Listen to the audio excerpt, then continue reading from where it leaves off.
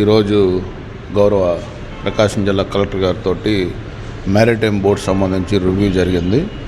దీంట్లో మొన్నే 2 days back మన గౌరవ ముఖ్యమంత్రి నారా చంద్రబాబు నాయుడు గారు రేపు రాబోయే రోజుల్లో మ్యారిటైమ్ బోర్డు ఏ విధంగా పనిచేయాలి, ఆ పాలసీలు వాటి గురించి మొత్తం వివరించడం జరిగింది.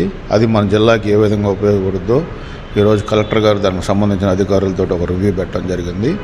మన జిల్లాలో ముఖ్యంగా ఒంగోలులో ఫిషింగ్ హార్బర్ గురించి కానీ, అలాగే ఇక్కడ మనకి ఎక్కువ ఆక్వాకల్చర్ ఎక్కువ ఉండటం వల్ల ఆ ఫార్మర్స్ పడే ఇబ్బందుల గురించి కూడా గౌరవ కలెక్టర్ గారికి ఈరోజు తీసుకెళ్ళడం జరిగింది.